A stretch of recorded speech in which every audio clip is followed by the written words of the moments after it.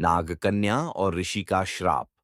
प्रारंभ बहुत प्राचीन काल की बात है, जब ऋषि मुनि तप करते थे। देवता और असुर पृथ्वी पर विचरण करते थे, और हर नदी, हर पर्वत, हर सरोवर में कोई न कोई गुप्त रहस्य छिपा होता था।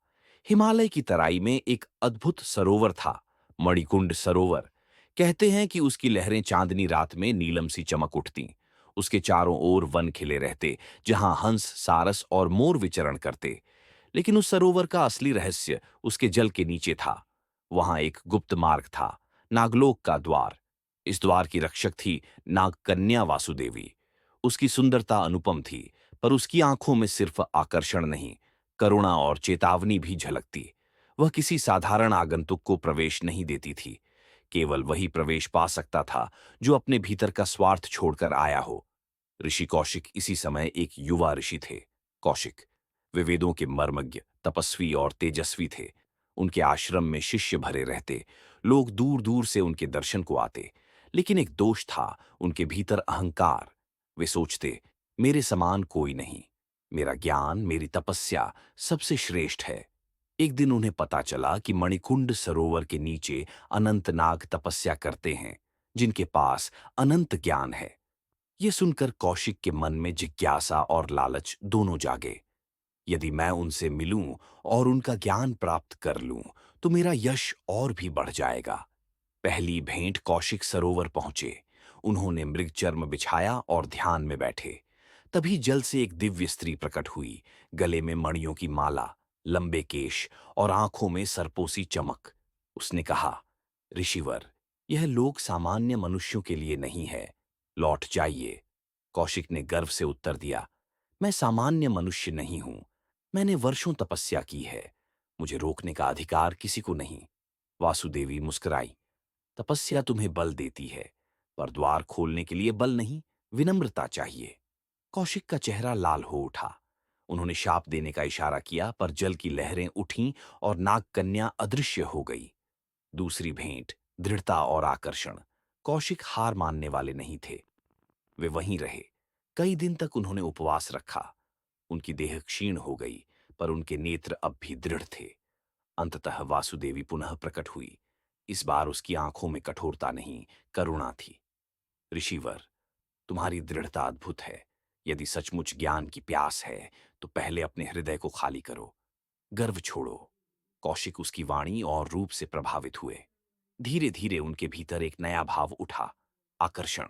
उन्होंने कहा, वासुदेवी, तुम अनुपम हो, तुम्हारे साथ मिलकर ही मैं पूर्ण हो सकता हूं, मुझसे विवाह करो। वासुदेवी ने शांत स्वर में कहा, प्रेम मांगते हो या स्वार्थ, सोचो।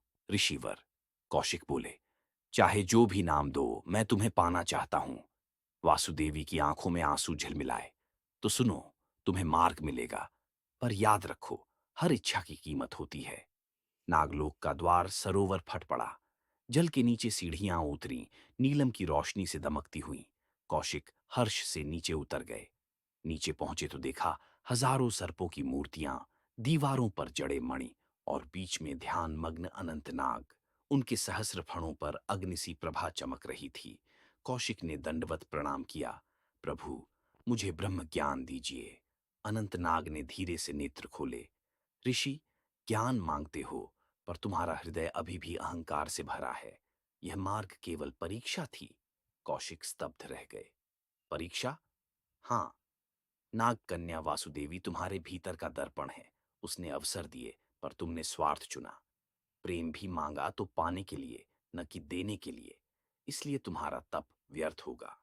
शाप तभी वासुदेवी प्रकट हुई। उसके नेत्रों में करुणा थी, पर स्वर कठोर। ऋषिवर, मैं चाहूं तो अभी तुम्हें सर्प बना दूं, पर दया मुझे रोकती है। इसलिए शाप देती हूं, जब तक तुम किसी ऐसे को प्रेम न कर सको जो तुम्हें कभी लौटा न सके, तब तक तुम्हारा ज्ञान अधूरा रहेगा। कौशिक के चेहरे से गर्व मिट गया।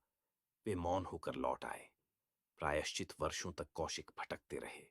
वे आश्रमों में जाते, पर भीतर खालीपन बना रहता। लोग उनका सम्मान करते, पर उन्हें शांति न मिलती। आखिरकार एक गांव में उन्होंने देखा एक कुष्ठ रोगी बालक, जिसे गांव ने निकाल दिया था। वह दर्द से कराह रहा था। कौशिक के हृदय में पहली बार दया जगी। उन्होंने उसे गले लगाया, उसके घाव धोए, भोजन दिया और दिन रात उसकी सेवा की। जब उन्होंने बिना किसी प्रतिफल की इच्छा के उसे प्रेम दिया, तभी उनके भीतर का अहंकार टूट गया। मोक्ष आकाश से वासुदेवी की वाणी गूंजी, ऋषिवर, अब तुमने सच्चा प्रेम पाया है, अब तुम्हारा ज्ञान पूर्ण होगा। उस क्षण कौशिक के नेत्रों से आंसू बह निकले। उन्हें समझ आया कि शक्ति, ज्ञान, तपस्या, यहां तक कि प्रेम तभी सार्थक है जब उसमें अहंकार और स्वार्थ न हो। नीतिक संदेश यह कथा हमें यही सिखाती है। गर्व से ज्ञान अधूरा हो जाता है, स्वार्थ से प्रेम अपवित्र हो जाता है और बिना दया के शक्ति विनाशक हो जाती है। विनम्रता और निस्वार्थ प्रेम ही सच्चा मोक्ष है। तो कैसी लगी आपको ये कहानी? अगर अच्छी लगी तो ऐसी और कहानी सुनने के लिए सब्सक्राइब करें हमारा चैनल टू डी टेल्स, जहां हम आपको ऐसी ही रोचक कहानियां सुनाएंगे।